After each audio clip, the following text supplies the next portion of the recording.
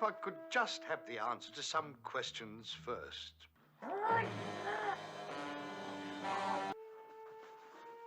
I'm sure I know all the answers. I'm sure you do, Miss. He looks absolutely lovely. Hey guys, welcome to episode 2 of our program here on Classic Comedy Cinema, where we take a look at the best of the best, the most excellent comedies money can buy in the universe, in fact, and our job is to make sure that they are highlighted and that people know them and that they are appreciated for the pleasure that they give to everybody. So a lot of them are not so widely known as I think they should be, and we want to get them out there. We want to get discussion about them and get the laughs going. So this is a quite an interesting one. My title for this was Harry Potter becomes Harry Potter and murders Doctor Who. So you got a lot in there, a lot to unpack, and it all happens. So you may or may not know, and well, it's just a little play on words, I suppose, but it does turn into Harry Potter. It is a horror movie, so you can maybe get a guess, but maybe you wouldn't be quite right in your guess, actually, how that happens. And he does murder Doctor Who. Now, I'm not going to tell you which Doctor Who. You'll have to figure that one out for yourself. But he does murder Doctor Who. So he really, he's got his fingers in two very big pies. Now, for the channel, I have some great ideas. I'm hoping that we can set up a series. So there's a couple of ideas knocking around in my head. One is the carry-on movies. And there's a lot of carry-on movies, 29, in fact, I've been told. Now, before you dig into your first carry-on movie, if this is the case, just a little explanation of the humor. Very, very popular in England, Ireland, Scotland, Wales, Australia, New Zealand, other English-speaking places, but not America, I believe. But they are very, very funny, saucy humor, parodying different genres, different social trends, and covering a span of must be, the last one was in 1992, I think, which was after the main ones had been made. But they must have been going on for nearly 20 years. But the humor is very much what they would call end of the pier humor.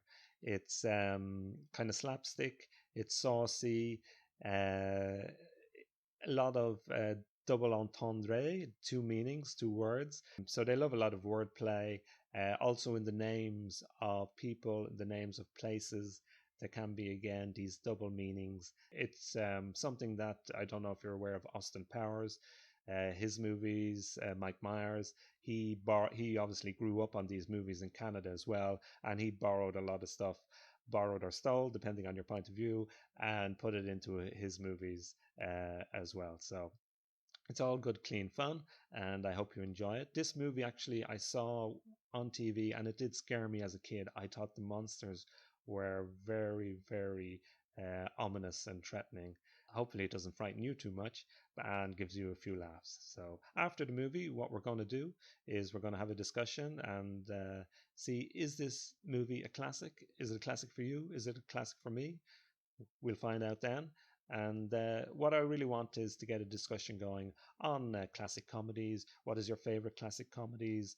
How do you rate the carry-on movies if you know them? Mel Brooks is another kind of series of movies, and I was thinking of an idea whereby reviewing all the Mel Brooks movies, having them all in one place. That would be quite interesting, I think, and getting all the people who are interested in that, getting the discussion going on the channel. So a few ideas knocking about there, and we'll go into them more after the reaction and in other videos. So hope you enjoy this reaction, and see you after the video. Oh. What's the matter? What did I do? What was that funny noise? A funny feeling. It come over me all of a sudden, like icy fingers down my spine. Oh, lummy, Doris, look, I did keep me gloves on. He did keep his gloves on. Oh, I didn't mean your icy fingers, Alf. whose then? Don't know, but I've got a feeling someone's watching us. Well, good luck to him. I've been courting you a year and there's been nothing worth watching so far. Ah, the heavy gang. Whoa, flathead and all. Now she can't scream. Doris? Well, answer me.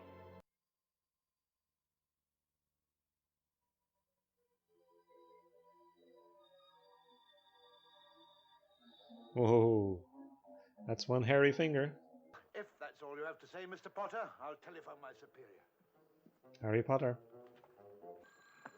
What's the matter? What's the matter? John Sims. That noise. What's that noise? And Harry Corbett. It's only the telephone bell. Aren't you ever going to get used to it? Another disappearance, Sergeant. Did you get a description? Naturally. It's a Miss Doris Mann, aged about 20, medium height, average colour hair, ordinary eyes, wearing clothes. Well, it should be a piece of cake finding her, shouldn't it? Calls himself Albert Potter. Albert. Medium height, brown hair, beady eyes. Never mind the description. You just keep him there till I get there. I don't exaggerate. We went out a couple of months ago. Had a lovely time. You call that lovely? To my poor dear mother's funeral? Well, I enjoyed it. Bong. That's right, off you go. Have a guess what's under the bed. Goodbye, Even. That's it, knock my poor mother down. Bong. Now look what you've made me do. She put her foot in it. Well, Mr. Potter, you took her into the woods. How far did you go? Oh, not very far, because I've only known her a year. Don't put that down. No, what I meant was, how far did you get into the woods? Oh, not very far. Just to this little clearing I know. Do you happen to know what Doris was wearing? Yes, a sort of white frilly blouse with a dark green jacket and a long green skirt. Did you get that down? Oh, no, as I've only known her a year. I'm talking to my assistant. Don't worry, Sergeant. Got it down? Good. I found this where she'd been sitting. Hello. What have we here, then? Is it one of hers, Mr. Potter? Well, of course not. What sort of girl do you think I'll go out with? Right, it's right, you know, it is a house. Marvellous, but we're not looking for a house, we're looking for Doris. I know, but this is right in the middle of the woods. They might have heard or seen something suspicious. We can't afford to leave any stone unturned. What's the name of this road, Slowbottom? Avery Avenue. Then we must explore Avery Avenue. Explore every avenue. Could I see the master of the house? The master of the house is dead, sir. He's been dead 15 years now. But if you'll come in, I'll ask him if he can see you. Yes. If it's not too much trouble. Yes, I was looking at them, Socket. She is gorgeous. What do they want? They wish to see the master, miss. My brother is dead, Socket. Don't you understand? He's dead. Oh, yes, miss. If only you weren't so necessary to me.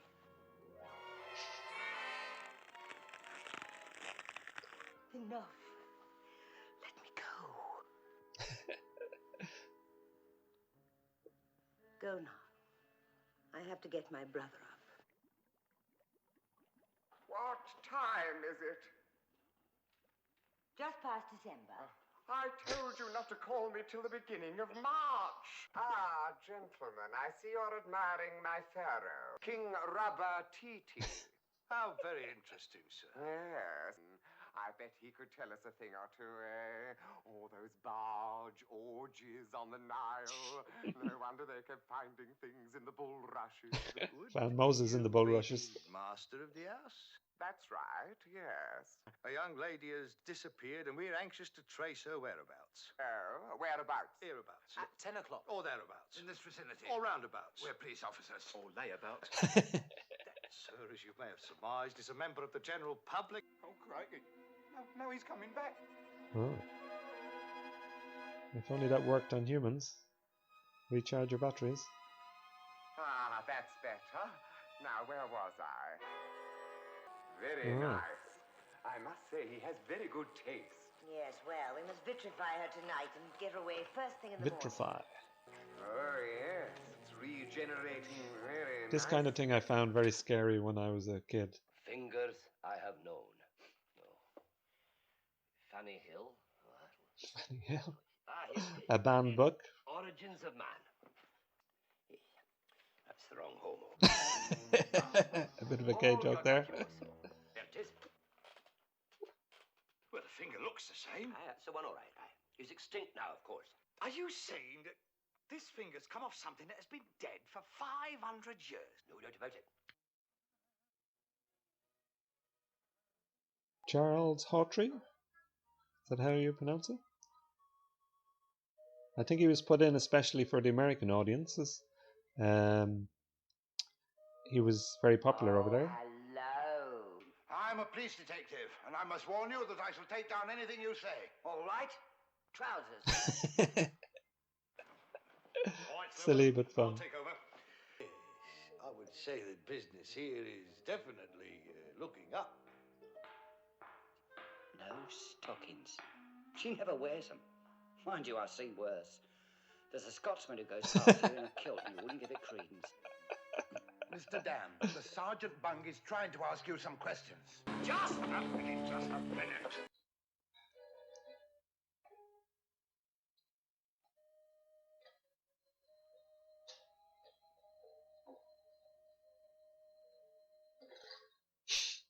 You need a penny to go in.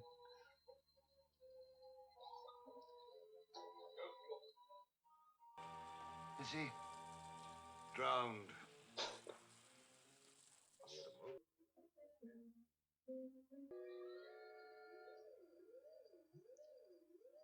I found this very frightening as a kid. Have you figured out who this is yet?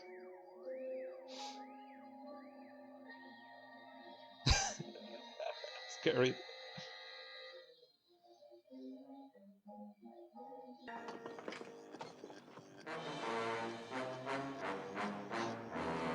Sergeant, look! Ooh, it does not look good. There goes Doctor Who.